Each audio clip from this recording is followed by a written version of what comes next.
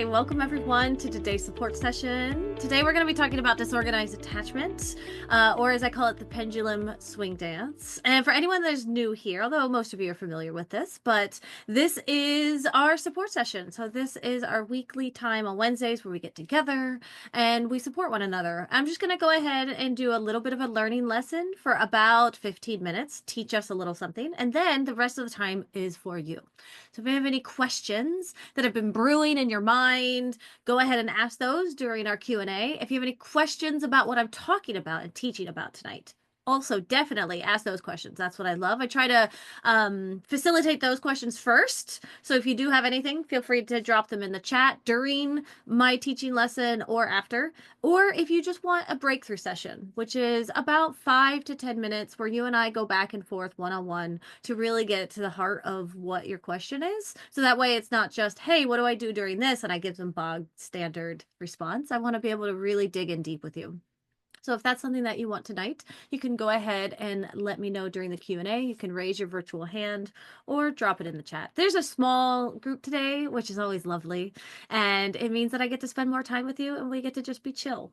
And so today, just do whatever makes you feel most comfortable. But I do want to go ahead and talk about disorganized attachment, because if you've ever felt like you are swinging between please don't ever leave me and get away from me, then you are not alone. Disorganized attachment is the most misunderstood of the 4 attachment styles, and also the most chaotic. So it's confusing, it's exhausting, and honestly, it can make you feel like you don't even trust yourself. But here's the truth. This pattern isn't who you are. It's what you've learned in order to survive. So if you've ever felt like you're too much, or you're too intense, or you're just flat out overwhelmed in love, then you are in the right place. And before we jump into today's session, I want to know, so go ahead and pull up your chat boxes. We get pretty interactive here, but I want to know, have you ever started a fight or pulled away in your relationship when things were feeling too good? Not bad, good. You might not even realize you're doing this, but I think it's a fun question to ask. Did you just have a great date night, and next thing you know, you guys are fighting the next day? Did you ever have such a good, holiday together, and then you're blowing up at one another? Yeah. Yeah, Lynette says yes. I see her shaking her head. I know I used to do this a lot. Yeah, Eugenia says yes. If you want to share any more in the chat, feel free. We're open to hearing that, but feel free to share whatever it is that makes you feel most comfortable. And I want to talk you through how you might be subconsciously doing this without realizing it. Because in this moment where you finally feel seen, safe, and connected, all of a sudden your brain starts going, wait, hold up, something's not right. And that swing from I love this person so much to I can't breathe, I need space, it's real and it's confusing. So you can think about that moment. What did you do? How did your body feel? What do you wish you would have done instead? You can think about those questions. Always feel free to drop them in the chat just to feel heard if you want to, and just really know that we've all been there. If you have a disorganized attachment, if this doesn't sound like you, this might be what's happening with someone else in your life. If you have been having this great time and then they start picking the fight or they pull away, well, I don't know about you, but I was in a relationship and you could just have the best sex of your life, and it's the very next day you never hear from them. What the heck is that? That is disorganized attachment. And we are going to talk about, I want to talk about one of my clients of mine. That's what I wanted to say. So she told me in the moment that when her and her partner had just had the best weekend, so they went off together and they had this really beautiful holiday together. There was deep connection, there was the laughing, the cuddling, the sex, just all of it. It was just such a heightened experience. And then out of nowhere, she comes to me and she says, Jen, I picked a fight with him. I don't even understand. It was over something tiny. I can't even remember now what it was. But it was the way he loaded the dishwasher or something, right? She snapped. That was it. It was the last time he could ever load the dishwasher a terrible way. They just had the most beautiful weekend. By the end of the night, she was on the couch crying and questioning if the whole relationship was even real. And this wasn't because she didn't care or she's messed up or, she's confused by the relationship. It was because stuff started feeling a little bit too good, a little bit too safe. And that's that pendulum swing dance that we talk about a lot. That swinging from one side to the other where you want it so bad, and then as soon as you get it, you have to push it away. And that's what we're going to unpack tonight. So now that we've kind of cracked open the door into what we're going to talk about, let's break it down. So today we're going to walk through the 3 big things that'll help you make sense of disorganized attachment. So first we're going to talk about what it is. We'll talk about what makes disorganized attachment different from anxious and avoidant and why it often feels like both at the same time. We are going to talk about how to know if you have it. So I'll walk you through some common signs, some behaviors, and some emotional patterns and how this shows up in real relationships. And then we're going to talk about what healing can actually look like.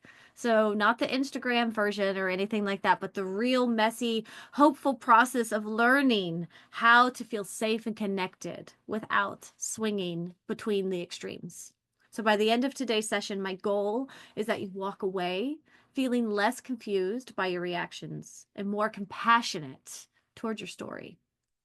So let's talk about what disorganized attachment actually is. So this style is like being trapped in 2 dancers' bodies at the same time. So one part of you is doing the salsa of uncertainty. You are chasing closeness. You're needing reassurance. You're craving love. You're constantly staring at your partner, looking for that reassurance. Am I doing everything right? Am I dancing the right way? Am I moving the right way? And then the other part is stuck in the solo tango.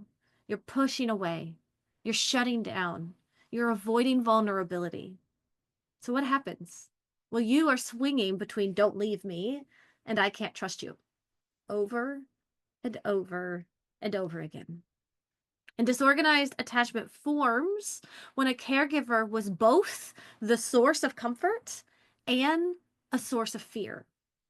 So when the person you ran to was also the person who hurt you or ignored you or couldn't handle you, that's what's happening. That's what's building this. Now, I had one client who said, I don't know how to feel safe with someone. Even when they're being good to me, I always am waiting for the other shoe to drop. Does anyone else here, have you ever felt that? Like, oh, it can't be this good. When is it going to end? And that right there is the pendulum swing dance. It's not about drama. It's about protection. And once you understand what it is, you can stop blaming yourself for the chaos and start getting curious instead. So now, how do you know if you have it? How do you know if you have a disorganized attachment style? I want to talk about how to spot it, which you can look like this. So if you crave connection in a deep way, like in that soul crushingly, I need connection way, but once you get it, it feels too intense or overwhelming and you often feel confused in your relationship, then you might have a disorganized attachment style. Or maybe you feel anxious when you're disconnected from your partner, but then you start to feel shut down or avoidant when you're getting too close. It's like, I wanted this so much, and now he's talking to you, and you're like, oh my God, just shut up. This is that swing. Or maybe you're often starting fights or pulling away during moments of intimacy. Do you struggle with seeing the good things that he does? Because every time he does, you don't trust it. You don't believe it. It must be something else. That's part of having a disorganized attachment. And you feel like you're always flip-flopping between I need you and I need space. Like, come here, go away. Come here, go away. It's very exhausting. But if you don't trust yourself to pick healthy partners or to stay calm in your relationships, then again, that is a disorganized attachment. So one of my clients described it to me like this. She said, I feel like I'm watching myself sabotage things in real time and I can do nothing to stop it. I thought that was a really powerful thing to say. And that is literally disorganized attachment in action. It is emotional whiplash, but it's not your fault. It's not your partner's fault. If I'm talking about this right now and you're like, this doesn't really sound like me, but holy hell, does this sound like somebody I used to date or my husband right now? Then I want you to know it's neither of your faults. It's just the nervous system doing the dance it learned to survive. The key is learning how to recognize the steps as they're happening so you can choose something different. And so now that you understand what disorganized attachment style is and how it might be showing up in your life, let's talk about what healing really looks like. This is where the dance starts to change. So one of my clients shared a moment that stopped her in her tracks. She had just had this incredible date. One of those nights where everything, it just felt calm and connected. It was easy. As she was driving home, she felt this sudden wave of panic rise up. And she told me, I almost texted him something cold just to create distance. Because this is what she's done. This is her attachment pattern. Maybe she just had this beautiful date and he says, oh my God, I had the best time. And then she doesn't reply back to him until like the next morning. She's like, doesn't want to deal with it. And this time she was debating on texting him like, oh, I just don't really feel a connection, which is wild because she had just had the best time. But she told me she caught it. She caught it and she took a breath in that moment instead. And she chose to pause. And that moment right there, that moment rewired her brain. It's small little moments like that that is healing. It's not perfect and it's not completely fixed, but with awareness and choosing something different each time, you are literally changing the programming in your mind. Because here's what it actually looks like to shift your attachment style. So first we have to get clear on your attachment wounds. So that belief that whispers, you're not safe, you're too much, they're all going to leave you, you're unwanted, you're not lovable. Those are all attachment wounds. They're just deep beliefs inside of our system that we developed in childhood. And we need to learn how to get clear on those wounds and how to release them. And then next, we want to learn what our attachment needs are, how to meet them both for ourselves and how to communicate getting them met from others, and not just our partners. It is not their responsibility to meet our needs all the way. It is our job to meet them half the way, and then for the other half to get them met from different sources. And learning your attachment needs and then learning how to fill those and communicate them is essential. And then finding your voice and communicating with confidence. Even when it feels scary, even when it feels unfamiliar, we want to be able to securely communicate in a way where we are being heard and understood. And then we're going to slowly step into the secure dance, where connection feels less like chaos and more like a choice that you are ready to make. And so just so we're clear, if you saw yourself in the patterns that we were talking about earlier, you are not stuck this way forever. I just want to be very clear about that because sometimes people say, this is my attachment style and this is just what I have. And it's just not true. Disorganized attachment is not a personality trait. It is a survival response. Do you understand the difference? This is not who you always have to be.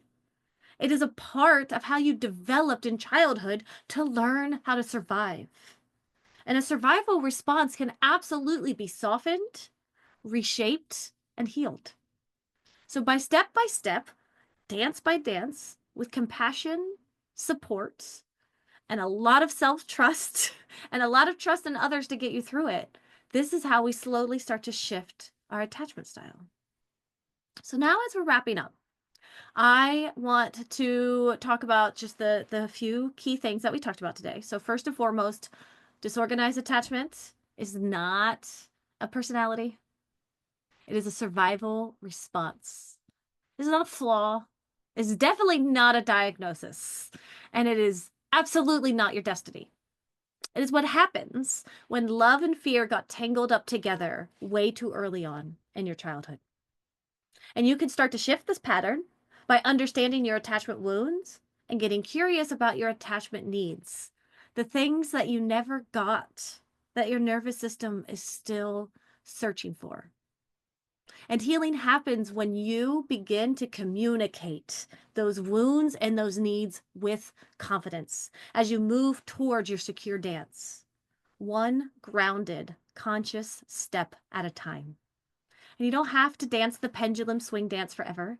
You can learn a new rhythm, one that feels steady, safe, and true to you. So as we wrap up the learning lesson for this week, I just want to offer some space for reflection. So I want to go ahead and talk through the questions. So in the chat, I put the journal prompts for the week. Now, again, if you're new, these journal prompts, it's just a PDF and it's completely fillable. So feel free to fill it out as you go along. And you can also use, sorry, I'm just doing like two things at once. Haha. You can also use these in your own journal. So if you journal at night or in the morning, or you just want to think about them, maybe you're just more of a internal processor. You like to think about things on your walk. I want you to think, you can't see the questions. I want you to think about these questions as I am talking them through. But go ahead and download the journal prompts as well. So first I want to know, what do you usually do when things start to feel too good in your relationship? Do you lean in? Do you pull back? Do you overthink? Do you distract yourself? What do you do when things get too good? Think about it. And then I want you to think about, have you ever sabotaged something that felt healthy or calm? Kiki, I saw your hand up. I'll totally get to you in just a second. I want to know, were you afraid of losing something? Did you fear something would happen next? What was it that was going on when you sabotaged something that felt healthy and calm? And then lastly, how would you show up differently if you felt safe to stay connected in that moment? If you knew you were totally safe, what would you say? What would you allow yourself to do? How would you receive the love? I want you to think about those questions. We can go through them tonight as well. If you want to answer any of those right now, beautiful, because this is where the work starts. Not with perfection, but with gentle honesty in yourself. Your patterns make sense. And now that you're learning more, you get to choose something new. And if you are curious about going deeper with this, I always just want to mention the Relationship Reboot Program is where we keep doing this work together. It is a small group of women learning to feel safe, speak up, and shift their attachment style with real support. So it's just something to explore if today's session hit home for you. But for now, I just want to go ahead and open it up to questions. And if you are interested in the program, just reach out to me and let me know. I just want you to know that we do have more opportunities to work together. So I want to know, Kiki, I saw your hand up. Can I pick on you first?